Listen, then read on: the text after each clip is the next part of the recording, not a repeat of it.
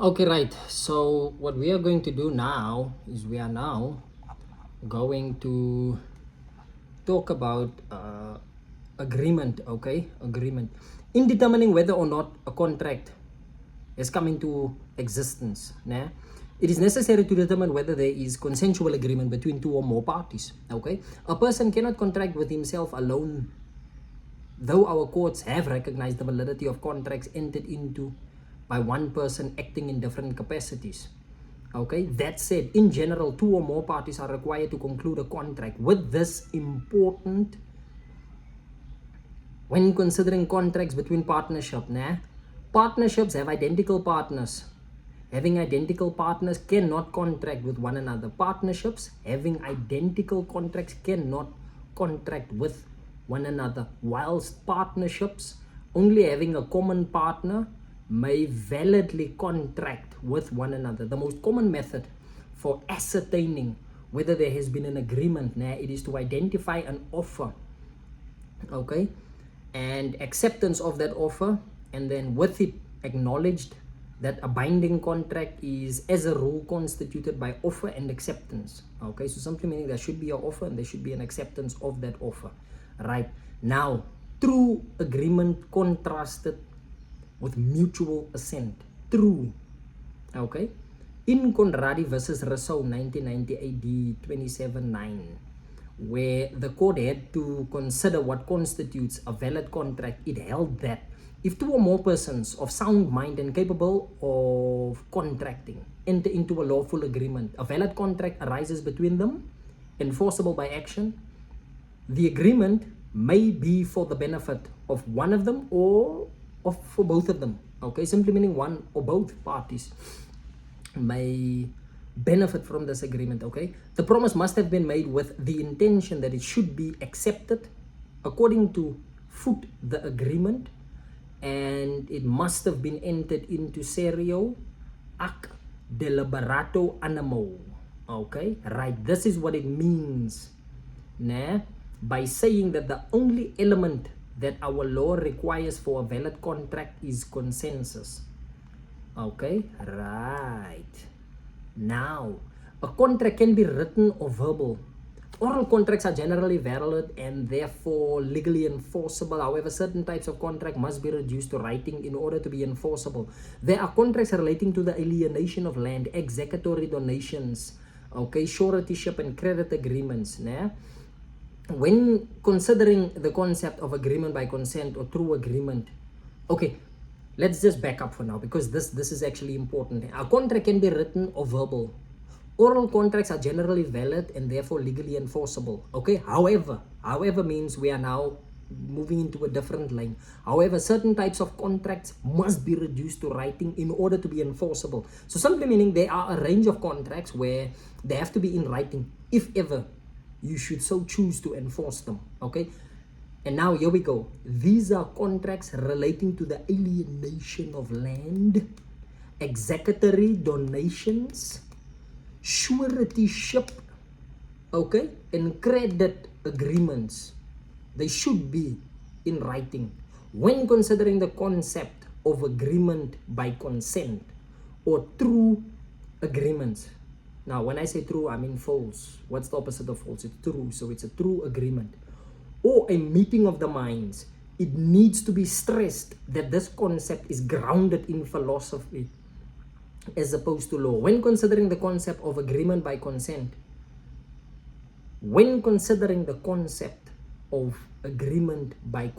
simply meaning you give your consent, indicating some form of agreement. Simply meaning, or another way of looking at it is by calling it a true agreement, or otherwise known as what I refer to as a meeting of the minds. It needs to be stressed that this concept is grounded in philosophy as opposed to law. In SARNH versus National Bank of South Africa Limited 1924 AD 704, the question that was raised was, could the correctness of a letter purporting to be a correct record of a prior oral contract be challenged after a significant passage of time? It was held that in cases where there was an admittedly existing contract. And now here we go. The law does not concern itself with the workings of the mind of parties to a contract, but with the external manifestations of their minds. Even therefore, it from a philosophical standpoint, the minds of the parties do not meet, yet if by their acts their minds seem to have met, okay, the law will, where fraud is not alleged, look to their acts and assume that their minds did meet and that they are contracted in accordance with what the parties purported to accept as a record of the agreement. Okay, it was thus ruled that it was too late to challenge the correctness of the letter. Further, the decision in the English law case of Smith versus Huey in 1871, LR 6QB 597 space 607, which has been accepted in South Africa, provides that if whatever a man's real intention may be, he so conducts himself that a reasonable man would believe that he was assenting to the terms proposed by the other party, and that other party, upon that belief, entered into the contract with him, the man thus conducting himself would be equally bound as if he had intended to agree to the other party's terms. Okay, this is known as quasi-mutual assent. Okay, thus, in order to determine whether a contract exists, one would first look at the true agreement of two or more parties, with such agreement objectively revealed by external manifestations. Therefore, in the event of disagreements, as regards the existence of agreement, one would apply the doctrine of quasi-mutual assent, and objectively one party would be able to prove a contract which has been created by the actions of the parties. Now we are going to discuss a topic that is referred to as the offer. An offer is a statement of intention in which one party, the offerer, discloses to what performance and on what terms he will consent to bind himself to the person to whom the offer is addressed, normally referred to as the offeree. Okay, in order for an offer to be regarded as valid, the following requirements need to be complied with. Okay, and then here we go. 1. The offer must be definite and complete, in that it must contain sufficient information to enable the offeree to determine exactly the content of the offer. There is no agreement when the parties have not yet, during the course of the negotiations, reached agreement on any outstanding terms, no matter how minor, due to the fact that the offer is at that point in time not the whole offer.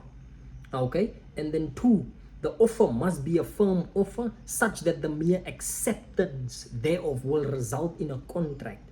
In this regard, it is noted that an advertisement or tender constitutes an invitation to do business and not an offer.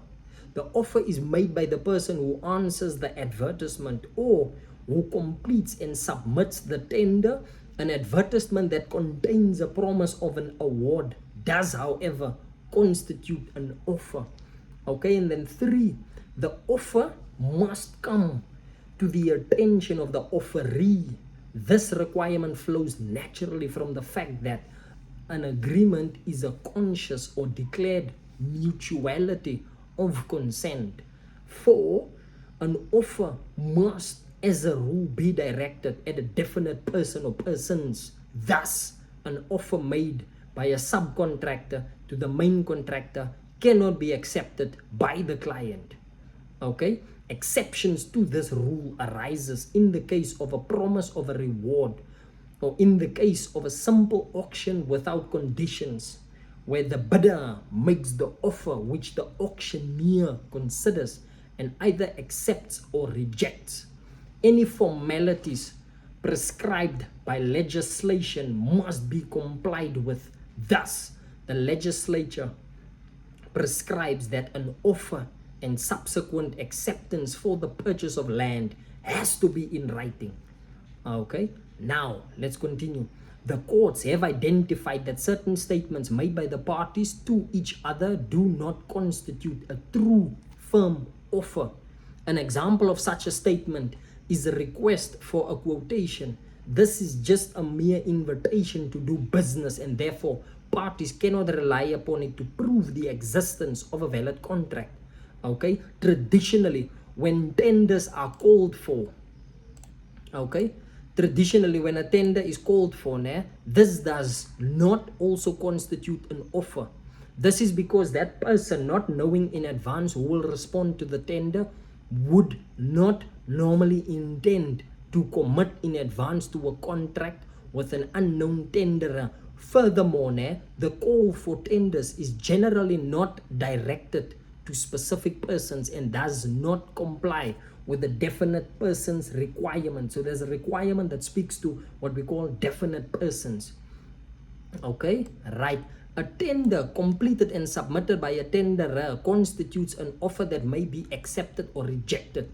A tender document traditionally contains detailed information on aspects such as the project specifications, the standard specifications, the tender drawings, and schedules of quantities. The court held in the case of Robertson versus Maurice Nichols, Pty Ltd, 1938, NPD 34, that when such information is prepared for those who are requested to submit tenders, this information does not constitute an implied warranty that the work can be effectively executed according to the said plans and specifications. As regards the accuracy of the plans, specifications, and bill of quantities, our courts look at the true intentions of the parties. It considers what the contractor has undertaken to do. Thus, in the case of a lump sum contract to perform specific work, it has been held that quantities are not part of the contract. Woo, this is deep.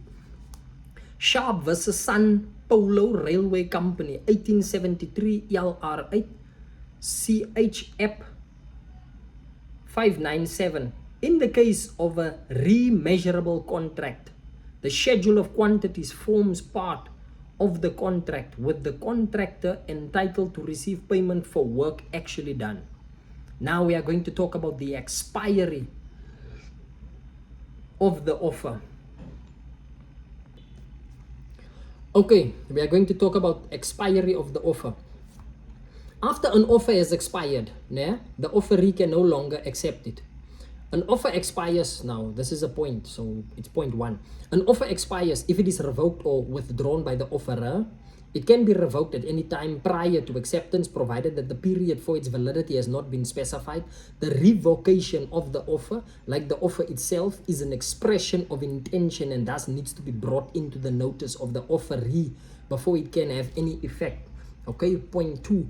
An offerer may bind himself by contract not to revoke his contract, and in such case we are concerned with an option contract in terms of which both parties agree that the option grantor, the offerer, will keep open the offer for acceptance by the option holder, in this case who is the offeree. Okay, point number 3. A question which has not yet been conclusively decided by our courts is whether or not an offer in terms of which the offerer unilaterally gives notice that the offer is irrevocable for a certain period, if it is legally binding on the offerer. Okay, in Building Material Manufacturers Ltd versus Marai 1990, 1 SA 243 between parentheses O, it was ruled that the offer was irrevocable from the outset because it was never contemplated by the parties that acceptance of its irrevocability was a requirement. Okay, here's another point. An offer does not remain valid indefinitely, but rather lapses after expiry of the time that the offerer has prescribed for acceptance or in the absence of such prescribed time. The offer remains open for a reasonable period. What amounts to a reasonable period depends on the particular circumstances of each case. Okay, here's another point. The offer lapses on the death of the offerer or the offeree. In exceptional cases, it is submitted that an offer can be accepted by the executor of the offeree or be regarded as remaining valid by the executor of the offerer. Okay, here's another point. A well-established principle is that if the offeree rejects an offer, it lapses. A mere inquiry about the terms of the offer is not regarded as a rejection of the offer. When the offeree makes a counter offer, the original offer lapses, as the counter offer is regarded as a rejection of the original offer.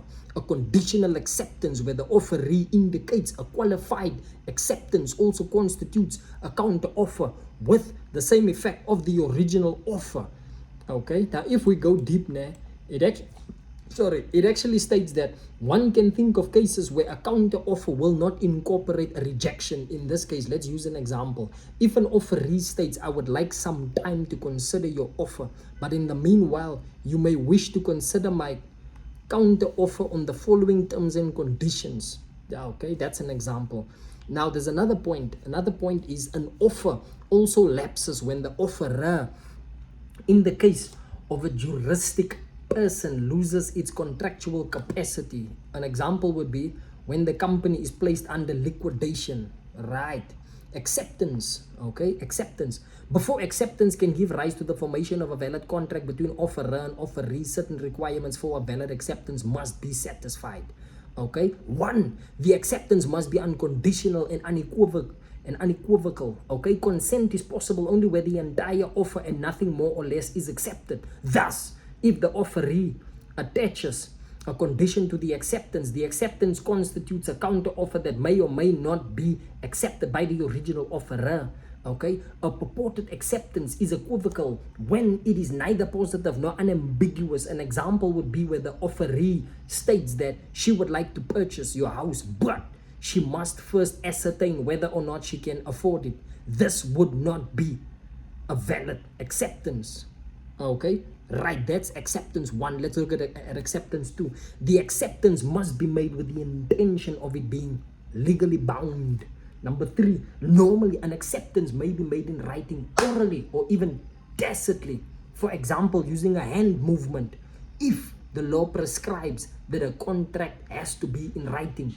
An example would be a formality prescribed in accordance with the law. The acceptance must be in writing. 4, an example would be an acceptance of an offer to purchase land needs to be made in writing in accordance with prescribed legislation. The offerer may also stipulate in the offer that it may be accepted in a specified way only, for example, in writing. Okay, any acceptance that does not comply with the stipulations will not constitute a valid acceptance of the offer, and therefore no valid contract will come into existence.